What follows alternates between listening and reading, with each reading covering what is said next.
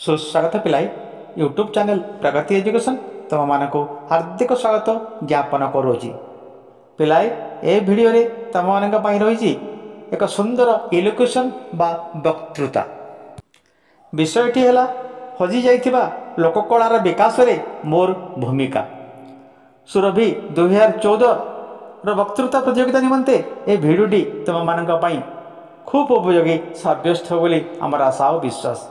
Video को आरंभ करने पूर्व तुम मानक आम गोटे छोटिया अनुरोध ए भिडियोटी जो तुमको भल लगे निश्चित गोटे लाइक कर नुआ ही आम चैनल को देखुले यहीपरि उपयोगी भिडियो पाइबा निमंते एवं ही आम चैनल को सब्सक्राइब करनब तारे आउ काल विलंब कर आरंभ करवा देखा एक सुंदर वक्तृता बा इलोक्यूशन हजि जाइथिबा लोककलार विकास रे मोर भूमिका।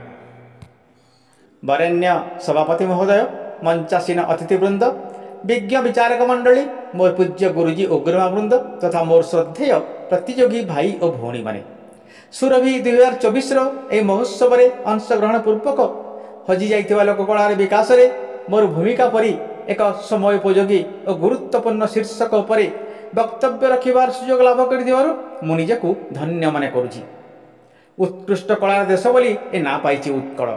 आबा महान कालरू आज जाए कलार रूप रस और गंध सते जेपरी ए राज्यर अस्थिमज्जागत हो रही आसी पारंपरिक लोककलार रुद्धिमंत होइछि यार सभ्यता और संस्कृति।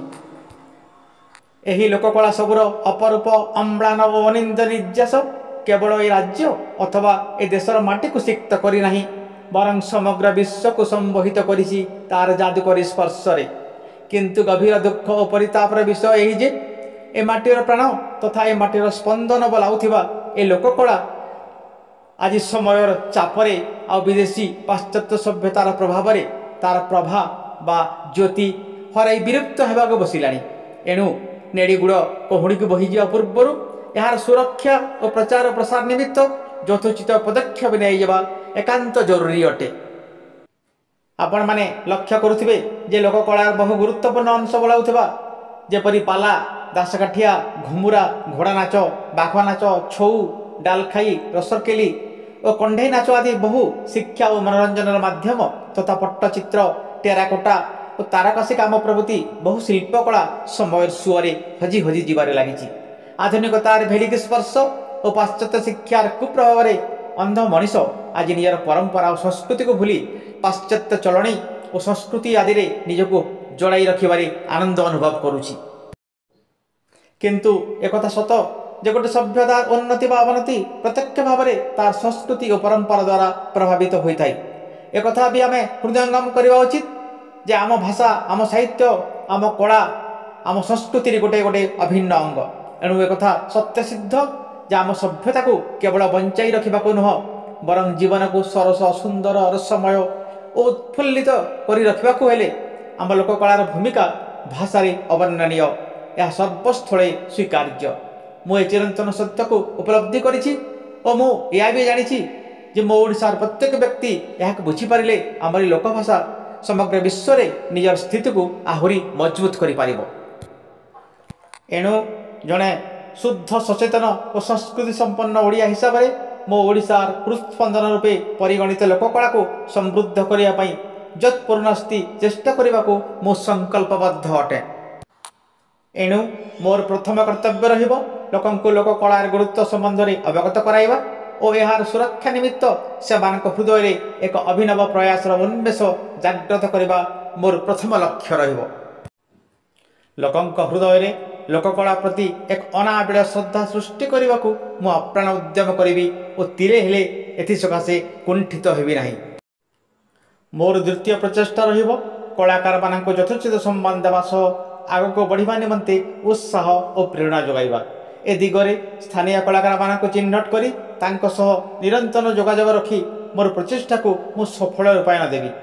मु चेष्टा करी स्थानीय कलाकार मानक नहीं एक सुंदर गोष्ठी गठन निमंते जहाद्वारा से एक सुजोग पाइबे परस्पर को चिन्हबार और परस्पर मध्य भाव विनिमयर जहाद्वारा से मनोबल बढ़िया सहित आउ हतोत्साहित हेबे नहीं बरं अन्य मानक पई विशेषकर युवपीढ़ी निमंते लोककलार विकास निमंते उत्साह और उद्दीपनार मार्ग प्रदर्शन करी। ହଜି ଯାଉଥିବା ଲୋକକଳାର ପୁନରୁଦ୍ଧାର ନିମିତ୍ତ ମୋର ଆଉ ଏକ ଅନନ୍ୟ ପ୍ରଚେଷ୍ଟା ରହିବ। ଯେଉଁ ଆଧୁନିକ ମାସ୍ ମିଡ଼ିଆର ପ୍ରଭାବରେ ଆଜି ଆମ ଲୋକକଳା ତାର ମର୍ଯ୍ୟାଦା ହରାଇ ବସିଛି, ମୁଁ ତାର ଉପଯୋଗ କରି ଲୋକକଳାକୁ ପୁନର୍ଜୀବିତ କରିବି। ଲୋକକଳା ରୂପୀ ମହାଦ୍ରମକୁ ଫଳପୁଷ୍ପରେ ବିମଣ୍ଡିତ କରାଇବି। ଅତ୍ୟାଧୁନିକ ମିଡ଼ିଆ ଯେପରି ୟୁଟ୍ୟୁବ୍, ଫେସବୁକ୍, ଇନଷ୍ଟାଗ୍ରାମ ମୋତେ ଏ ଦିଗରେ ସହାୟକ ହେବେ। ବିଶେଷତଃ ହତୋତ୍ସାହିତ କଳାକାରମାନେ ଯେପରି ଏସବୁର ସନ୍ଧାନ ପାଇବେ ଓ ଏହାକୁ ମାଧ୍ୟମ କରି ନିଜ ପ୍ରତିଭାର ପ୍ରଦର୍ଶନ କରିପାରିବେ, ତା ପ୍ରତି ମୋର ବିଶେଷ ଧ୍ୟାନ ରହିବ। ଆଜିକାଲି ସରକାର କଳାକାରମାନଙ୍କ ଉତ୍ସାହ ଓ ପ୍ରେରଣା ଯୋଗାଇବାକୁ କଳାକାର ଭତ୍ତା ପ୍ରଦାନ କରୁଛନ୍ତି। ମୁଁ ଚାହିଁବି କୌଣସି ବି ଯୋଗ୍ୟ କଳାକାର ଏହା ପାଇବାରୁ ଯେପରି ବଞ୍ଚିତ ନ ହୁଅନ୍ତୁ, କାରଣ ଏହା ସେମାନଙ୍କୁ ଏକ ନୂତନ ଉତ୍ସାହ ଯୋଗାଇ ପାରିବ। ପରିଶେଷରେ ମୁଁ ଏତିକି କହିବାକୁ ଚାହିଁବି ଯେ ମୋର ଏହି ମହତ୍ ସ୍ୱପ୍ନକୁ ସାକାର ରୂପ ଦେବାକୁ ମୁଁ ଏକା ଯଥେଷ୍ଟ ନୁହଁ। ଏଣୁ ମୁଁ ଉଦାରତାର ସହିତ ବିନମ୍ର ଭାବରେ ଏଥିନିମନ୍ତେ ଆପଣଙ୍କ ସହଯୋଗ କାମନା କରୁଅଛି। ଆପଣଙ୍କ ସମସ୍ତଙ୍କ ଅଫୁରନ୍ତ ଉଦ୍ୟମ ବଳରେ ଆମ ଲୋକକଳାକୁ ସଫଳତାର ଶୀର୍ଷରେ ଉପନୀତ କରାଇ ବିଶ୍ୱ ଦରବାରରେ ଏକ ସ୍ୱତନ୍ତ୍ର ମର୍ଯ୍ୟାଦାର ଅଧିକାରୀ କରାଇ ପାରିବା, ଏଥିରେ ମୋର ତିଳେ ମାତ୍ର ସନ୍ଦେହ ନାହିଁ। ଆମ ଲୋକକଳା ଏ ଯେ ଆମ ହୃଦୟର ସ୍ପନ୍ଦନ, ଆମ ଲୋକକଳା ଏ ଯେ ଆମ ହୃଦୟର ସ୍ପନ୍ଦନ, ତାହାରି ବିକାଶେ ଢାଳି ଦିଅ ସର୍ବେ ମନ ମନ ଚୈତନ, ମନ ମନ ଚୈତନ। ଆମ ଲୋକକଳା ଆମରି ଗର୍ବ ଓ ଗାରିମା, ଆମ ଲୋକକଳା ଆମରି ଗର୍ବ ଓ ଗାରିମା। ଅଟେ ସୁବିଶାଳ ସୁନ୍ଦର ସୁଢଳ, ଜଗତେ ନାହିଁ ତା ଉପମା, ଜଗତେ ନାହିଁ ତା ଉପମା। ଏଥିସହିତ ମୋର ବକ୍ତବ୍ୟକୁ ମୁଁ ଏଇଠି ବିରାମ ଦେବାକୁ ଚାହିଁବି। ଧନ୍ୟବାଦ। ବନ୍ଦେ ଉତ୍କଳ ଜନନୀ, ଜୟ ଉତ୍କଳର ଲୋକକଳା।